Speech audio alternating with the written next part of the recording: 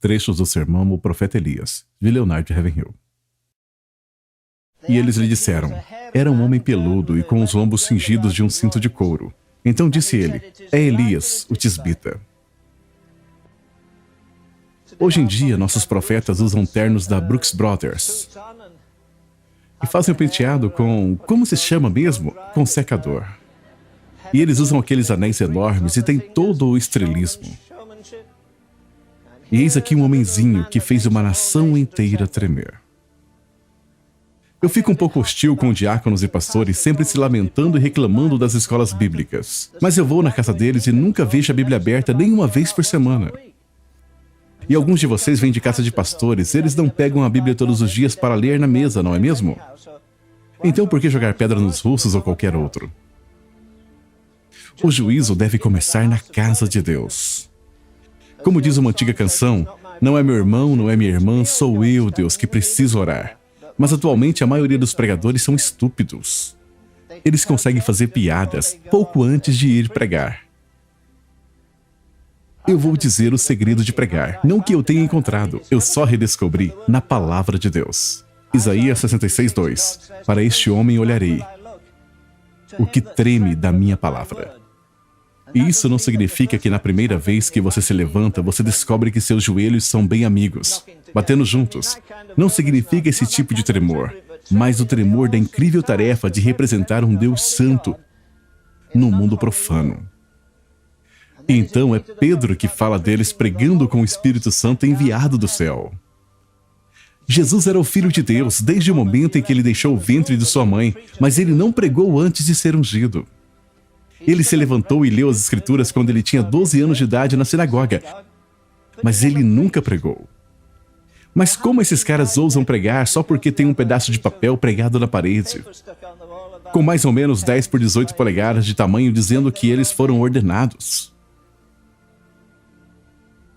Não há nenhum homem na terra que pode ordenar a outro homem para o ministério. Só há uma ordenação. As pessoas dizem às vezes, sabe, aqueles homens no cenáculo não foram ordenados. Mas é aí que você se engana. Eles foram ordenados sim. Porque Jesus diz em João 15:16, eu vos ordenei. Essa é a única ordenação, a ordenação das mãos furadas. Não a ordenação das mãos bem cuidadas, de unhas bem feitas, de um bispo ou outro qualquer. Não é incrível como 120 homens no cenáculo puderam virar uma cidade de cabeça para baixo? Eles viraram nação de pernas para o ar, e 4.000 pregadores se reúnem por 10 dias custando $5 milhões. E ninguém sequer percebeu que eles estiveram na cidade. Não tem lógica. Então aqui está a pergunta que você deve se fazer. Qual a diferença entre o batismo com o Espírito Santo de Atos 2 e o batismo com o Espírito Santo de hoje? Há uma discrepância terrível.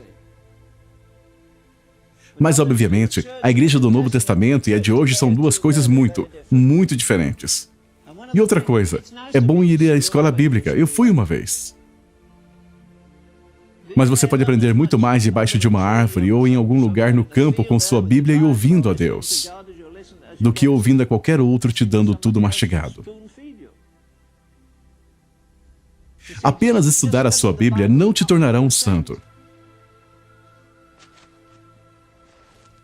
Tem que penetrar na sua corrente sanguínea e percorrer por você. Você pode encher sua cabeça de conhecimento, e isso é bom. Você pode aprender hebraico e grego, o que é legal, mas não há nenhum substituto para um relacionamento pessoal com o próprio Deus. Vocês se lembram quando eles nomearam os sacerdotes no ritual antigo do Velho Testamento? E Deus disse, separe Arão e seus filhos para que eles ministrem a mim. Agora, quantos de vocês ministram ao Senhor hoje em dia? Não trabalhar para Ele, mas trabalhar com Ele. Não apenas falar para Ele, mas uma via de mão dupla onde Ele fala de volta. Vou dizer algo, se você está diante de Deus, você nunca se ajoelha diante dos homens. O homem que esteve na presença do Deus Santo e Eterno nunca se curvará. Nunca será flexível. Ele entrega a palavra que Deus o deu. Vamos lá, agora me diga. Você gostaria de acordar de manhã e que Deus te dissesse, vá à Casa Branca o mais rápido que puder e diga ao presidente, Com todas as suas ocupações, nada é mais importante do que o que eu tenho a dizer. Eu estive com Deus e Ele me disse que vai virar a chave do céu assim e vai fechar o céu para não chover mais. Agora vamos. Você ama os Estados Unidos o suficiente para mandá-lo à falência?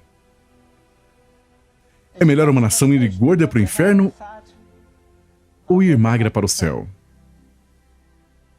Mas esses homens amavam tanto a Deus que eles se machucavam quando Deus se machucava. Eles não se machucavam só porque os vizinhos diziam: quando vamos ter mais comida? Quando os preços vão baixar? Quando a economia vai se recuperar? Quando a inflação vai diminuir? Quantos pregadores vocês acham que vão ao púlpito neste domingo dizer: escutem, os Estados Unidos passaram mais uma semana machucando a Deus, quebrando os seus mandamentos. Estamos violando os seus sábados. Estamos legalizando o aborto, estamos legalizando o homossexualismo. Estamos do lado do diabo. Você não se tornaria o homem do ano. Antes que você terminasse, os diáconos te fariam sair pela porta da frente. E a glória de Deus desceu. E numa noite ele disse: quantos de vocês creem que o Espírito Santo ainda é o mesmo? E que ele virá sobre as pessoas e quebrantará os corações? Venha até a frente. Milhares de pessoas foram até a frente. E ele disse: eu comecei a impor mãos e todos eles caíram no chão, mas eu nunca disse para eles fazerem isso.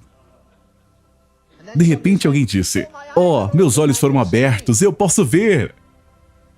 Oh, meus ouvidos foram abertos, eu posso ouvir. Oh, minha perna aleijada, eu posso senti-la. E eles começaram a pular e saltar, louvando ao Senhor. Sabe, não se faz isso em um culto decente. Só se faz isso em um culto indecente. Sabe, muitos de nós perderemos o status na primeira vez que o Espírito Santo descer num culto. Todos nós abandonaremos nossas críticas negativas também. Não é incrível como muitos pregadores acreditam na Bíblia de capa a capa até que realmente venha um miraculoso? Mas cristianismo que não é sobrenatural é superficial. Você não pode separar o sobrenatural deste santo e magnífico Deus que nós temos. Acho que uma coisa que me impressiona é como nossa memória é curta. Todos nós. Quão rapidamente esquecemos as misericórdias de Deus. Quão rápido esquecemos os juízos de Deus. Você pode levantar todas as estatísticas, mas em nome de Deus, por que não paramos de olhar para as dificuldades e não olhamos para Deus? Então eis aqui um homem, ele orou e o fogo caiu, ele orou e o povo caiu, ele orou e a chuva caiu. Você gostaria que ele fosse diácono na sua igreja? Sabe, nós temos muitos Acabes hoje em dia, mas pouquíssimos Elias. Talvez devêssemos mudar a pergunta, não, onde está o Deus de Elias? Mas sim, onde estão os Elias de Deus? Você acha que está preparado? Seja você um professor aqui ou um aluno para ouvir a voz de Deus dizer: escute, eu quero você saia e encontre uma caverna e fique lá 3 anos e meio até ouvir a minha voz. E em seguida você vem e se levanta diante de reis e governadores. Eu digo isso com todo respeito. Sabe, não é muito difícil fazer gravações e agitar as pessoas. Não é muito difícil escrever livros. Eu escrevo livros. Mas me diga, onde estão os homens que podem fazer cair fogo do céu hoje em dia? Qualquer um pode comprar nossas gravações. Quase todo dia as pessoas me perguntam: você está escrevendo outro livro? Você vai escrever algum livro sobre o trono do julgamento? Algum livro sobre adoração? Não precisa de muita coragem moral para sentar numa cadeira giratória, pegar minha Bíblia e anotar algumas referências e encontrar um monte de coisas acumuladas aqui na minha mente. Mas se eu encontrar Acabe pelo caminho? Aí um cara vai e deixa o machado voar, mas tem muita gente e ele não quer que ninguém perceba. Então ele tem que cortar a árvore com um cabo. Você acha ridículo, mas é isso que alguns de nós estamos fazendo. Você está tentando cortar a árvore com um cabo, apenas com o conhecimento da palavra de Deus. E não com unção. Onde você perdeu aquela unção e ternura que você tinha alguns anos atrás? De jeito nenhum. Você abandonou. Todo pregador aborda esse versículo do jeito errado.